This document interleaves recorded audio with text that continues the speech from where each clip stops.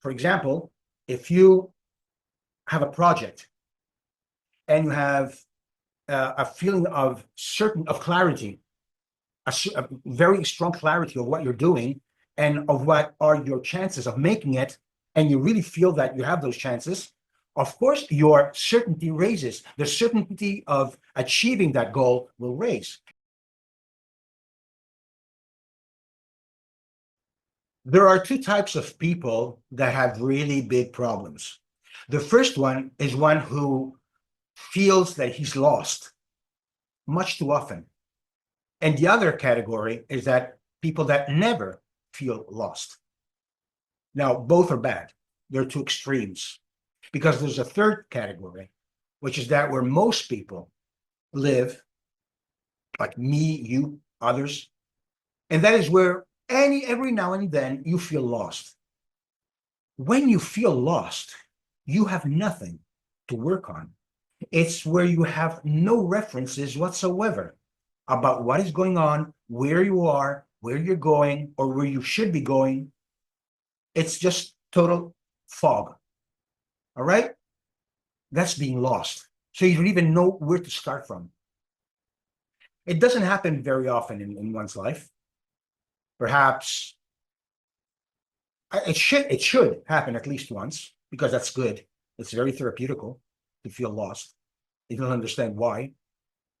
But it could happen 2, 3 times. If it happens more, well, you may have a problem. Now, a problem of insecurity, I mean. So, I don't know if you're aware of the Divine Comedy, which is a huge poem written by Dante, where he travels through hell, purgatory, and then reaches paradise. He's very, very famous all over the world, but it doesn't mean that you may be acquainted with him. And he explains his journey.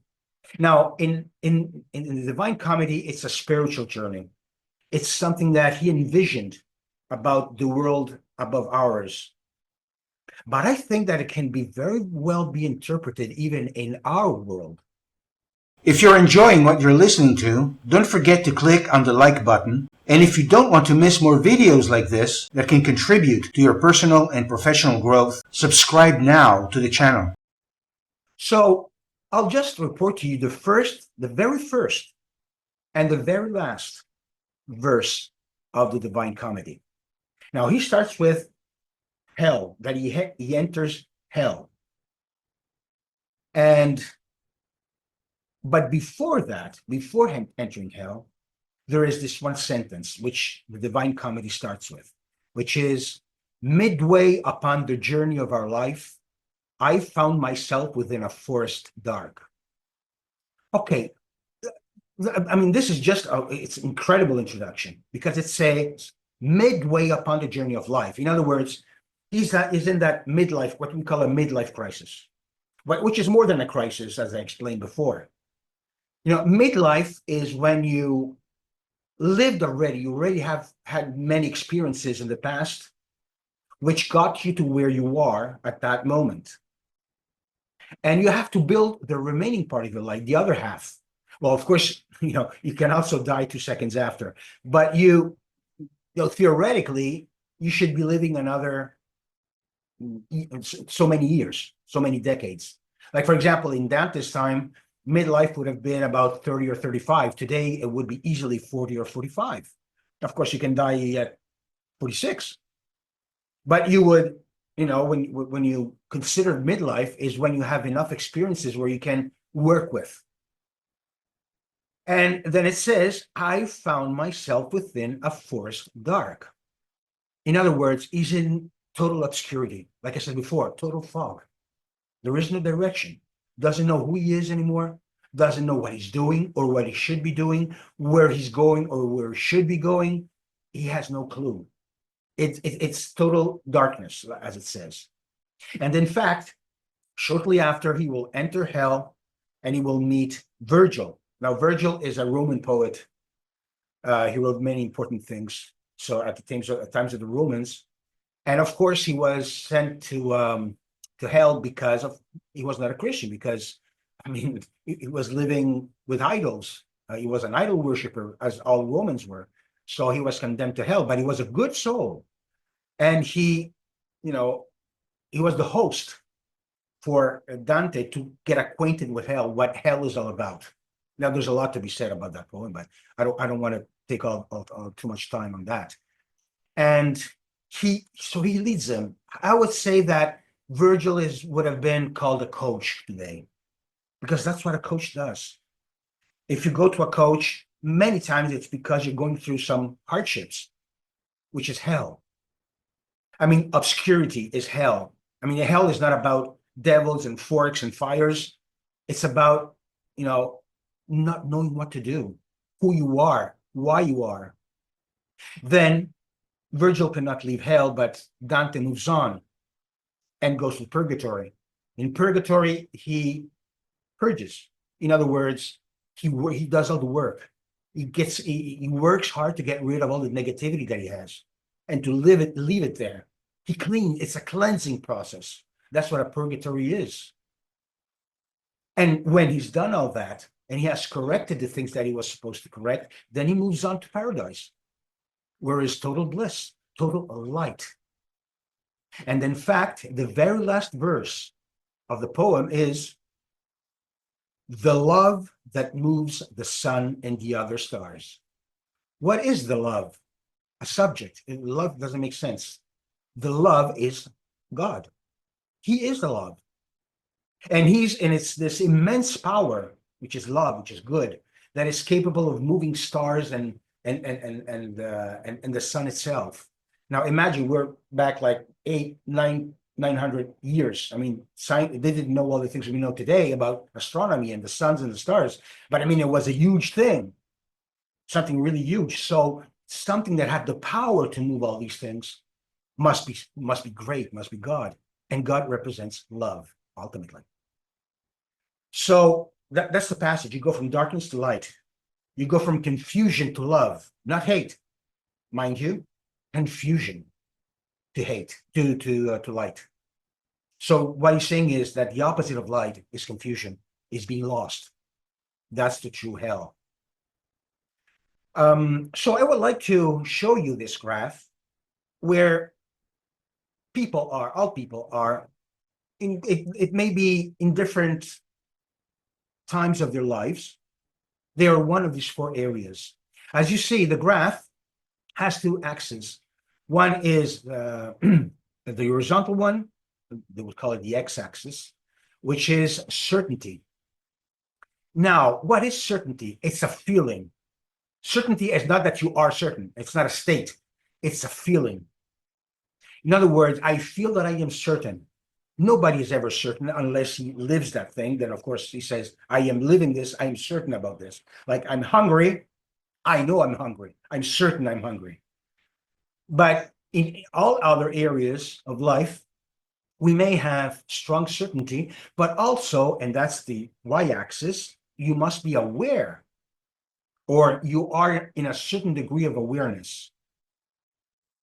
So, for example, if you have a project and you have a feeling of clarity, a very strong clarity of what you're doing and of what are your chances of making it, and you really feel that you have those chances, of course, your certainty raises. The certainty of achieving that goal will raise. And that goes for everything in our life. So the stronger the clarity, the stronger chances are that you will achieve your goals because you are certain, although it's just a feeling. So what are these four positions that we all find ourselves in some, and some stay in that position for a long time, some even for all their lives, especially the first one, this one, which is the state of confusion. As you can see, the state of confusion is where you have very little certainty, very little clarity, and very little awareness. In other words, you are not certain, you are not clear about what you must do, but you're not even aware of that. So as far as you're concerned, you could say, yeah, I know it all. I have it clear in my mind. But, inside ourselves, we know that's not our truth.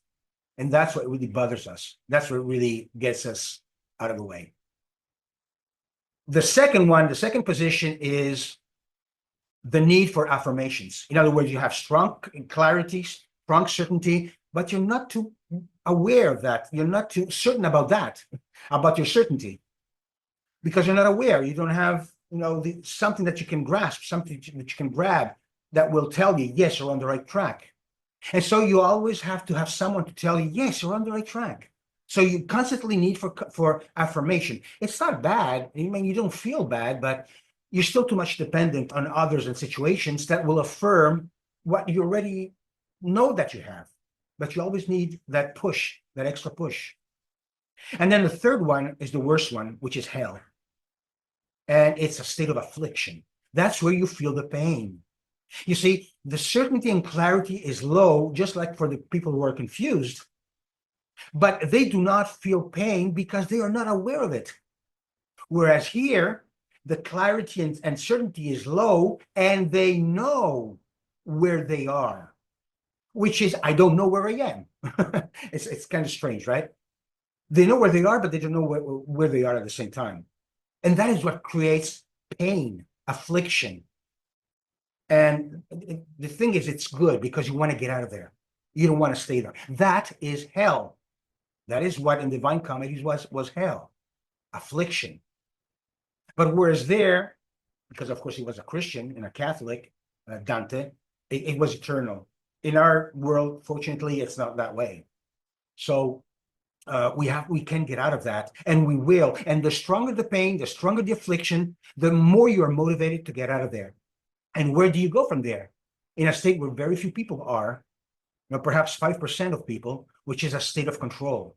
That's where you have full clarity and certainty, and at the same time, you are fully aware of where you are, of what you're doing. Very few people experience that. Now, that doesn't mean they will never move out of there, because many of these people, those 5%, may have gone through, in the past, may have gone through all this process. That started with confusion or with affirmation, and of course, for sure, with affliction. So you see, it's just right there. But that is where we deserve to stay, in a state of control. That is where we have mastery over our lives. So, it's very difficult when you're in a state of affliction. It's especially when it's strong. It is difficult to move out of there, and you cannot do it alone. So you have to look for professional help. So go to a coach, go to a psychologist, whatever, who will help you understand where you are, who will walk you or help you walk you through these stages so you can get back to a situation, to a state of control.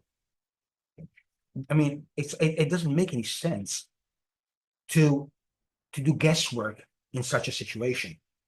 I mean, Dante trusted Virgil and he followed him. He was his coach. Otherwise, he would have never gone out of hell. He wouldn't have had a clue of how to get out of hell. And that's what hell is, isn't it? So I would strongly recommend that you take action in this. That's of paramount importance. See you next time.